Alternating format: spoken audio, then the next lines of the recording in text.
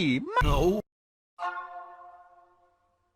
I feel like all my intros start with me eating convenience store food on a bridge. I swear that's not all I eat. I actually cook. Well, cooking is a big word. I add water to ramen. Choose your fighter. Slightly inspired. Fight. By the way, the station we're going to has a very fishy particularity.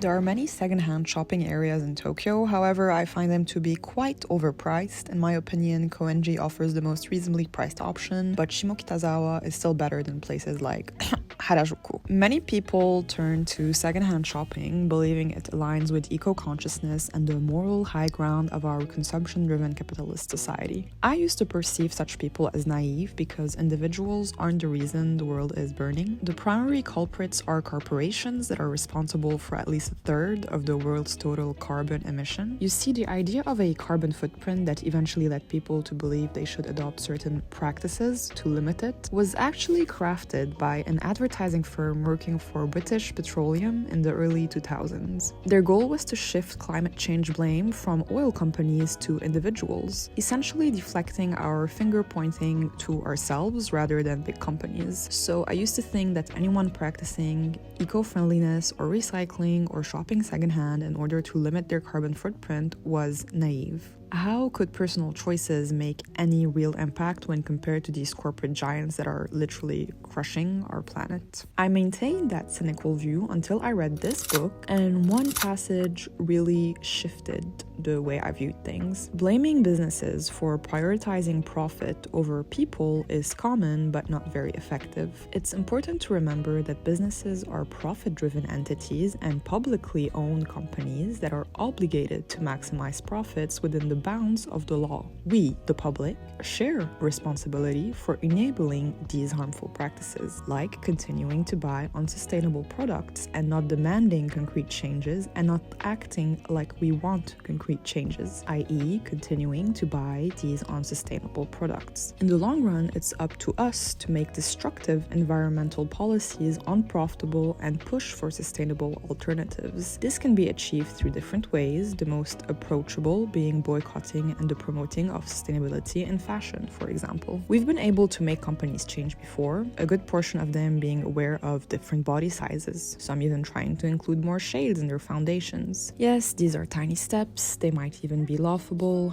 but our evolution often occurs in small incremental steps that eventually lead to significant change. We tend to think big companies are the devil, but their primary goal isn't to destroy the world, but to empty our wallets. So, if more people decide not to shop at places like Shein or Zara and voice their reasons for not doing that on social media, these companies will have to adapt to new demands and trends or face lower profits, like what happened to Victoria's Secret. The issue is that most people, including myself, are reluctant to stop shopping at such places, not because we're evil or that we don't care, but because of a lack of choice or time. I can't afford $500 eco-friendly pants, and I don't have 5 hours to spend thrifting for the perfect pair either. It's a challenging situation and I don't have a solution to it. I just wanted to share my new perspective after reading this book and maybe see what you guys think. Do you feel like there's a solution to any of this?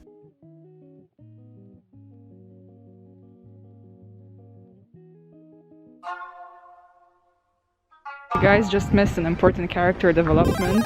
Well, it wasn't much of a development. You know how there's these memes going on of people who are like, hey, can I take your picture? I mean, I guess a lot of content creators are doing that. Yeah, someone just did that to me. They were like, hey, can I take your picture? I really like your style. And that was so nice, but I have A rising moon Capricorn on my face. This on my face, and I was wearing a mask, and I could feel that they were going to be so disappointed. And I removed my mask, so I just told him no. I told him, sorry, I don't like pictures, which is a lie, but he was like, oh, it's okay, you really have a really great style. And it's funny that he told me this because actually, let me go to a cafe before I die. Wait.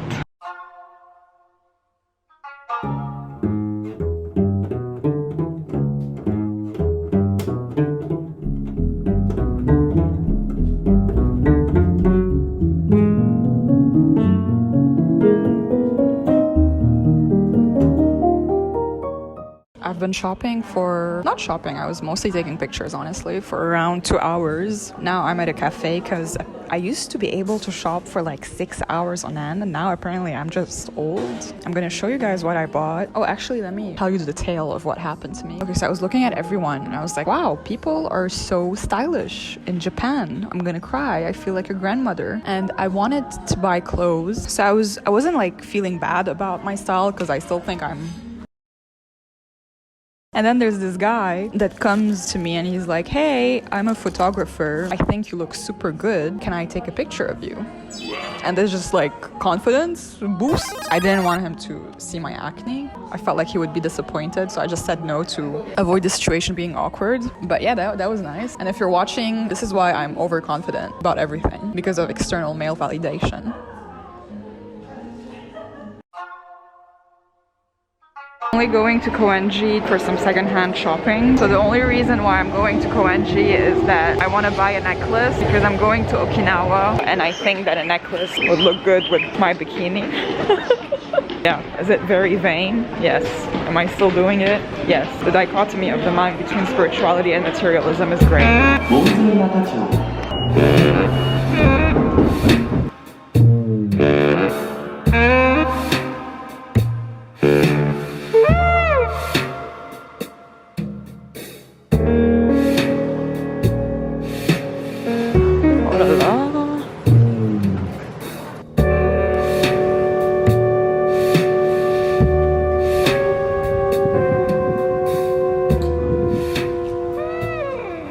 I didn't film much of my adventure because it wasn't an adventure, it was like a side quest. I'm gonna show you what I got. Although I didn't film anything, I would really recommend coming to the Koenji area if you're looking for secondhand shopping. Now, not to compare one country to the other, but secondhand shopping in Korea is much better.